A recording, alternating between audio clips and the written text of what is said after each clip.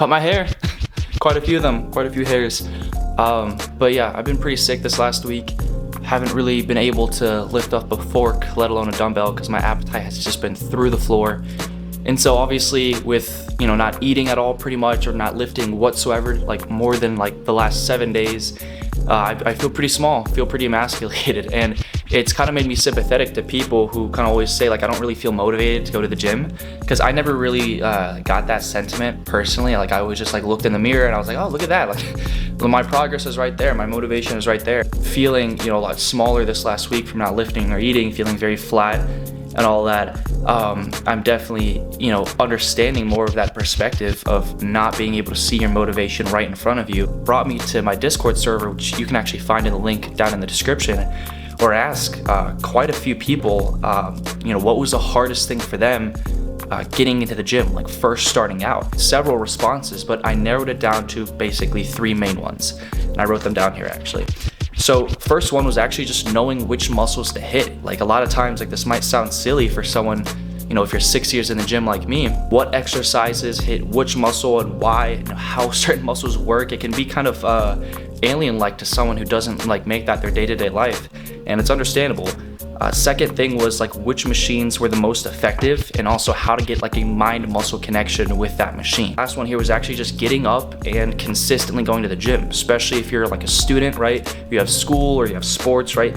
Just finding that place in your day to like fit in your workout and continue to do it consistently throughout the week was from what a bunch of people were talking about in my Discord server, the 3 biggest challenges that they face themselves. And I wanted to talk about that a little bit. So first one was knowing which muscles to hit.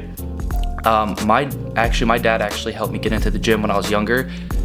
We had like a little workout, like a little gym in our basement. It was like a few basic workout equipment, like a pull-up bar, bench, and some Bowflex dumbbells. And so he kind of taught me the basics, tricep pushing, bicep pulling, stuff like that. All I really did for back exercise was actually pull-ups, which is why my back was slightly underdeveloped after like the first year or 2. There's so many videos online on YouTube, because obviously once I started lifting more, I started watching it on YouTube. And I think that so much information, a lot of the basic starter information is just available for free. And so just go on YouTube, just literally search up like back tutorial or chest tutorial. Second thing is what machines were the most effective, and also the mind-muscle connection. I think that comes down to largely personal preference. For example, some people like easy bar curls, some people like dumbbell curls, and why they do have their certain like very specific niche adjustments to like how they train the muscle.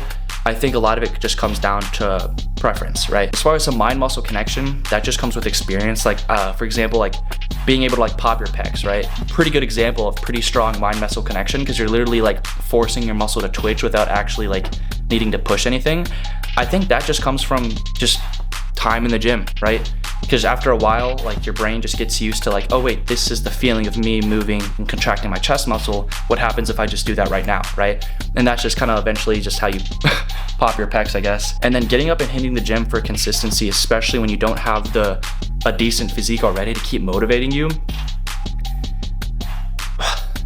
To be honest, this is a very tricky one, because when I was like my first year or so in the gym, when I was definitely starting to get into shape, I actually wasn't really tuned into like the online fitness community.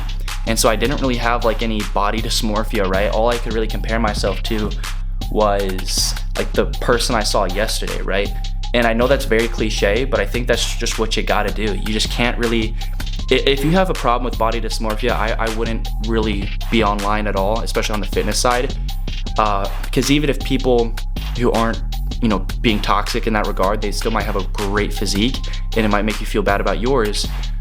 So my best advice in that area would just be to kind of stay offline in terms of like the fitness industry, and just continue to take pictures, probably like not every day, because things don't change that quickly, but probably every week. Things change pretty quickly about on a week-to-week basis when you're in your first year. So just take weekly pictures, and you can get excited by looking back a few weeks and seeing like, whoa, I'm so much slimmer, I'm so much leaner, I'm so much bigger, right? Or keep track on a notepad like your PRs, or how many reps you can do with a certain weight. Like I can do 15 now, I can only do 8, 3 weeks ago. I'm getting pretty stronger. So that would be my best advice, to stay motivated with yourself in the gym. Keep score, right? You know, numbers don't lie and winners keep score. You know, one of my mentors told me that. Right, so again, Discord link is in the description. Join today. There's like over 20 members in there, kind of small, pretty new, so be like the 30th. Go ahead and join right now for free. Not really any reason why you shouldn't. So I'll see you guys down there. Subscribe, like the video. I'm out. Peace.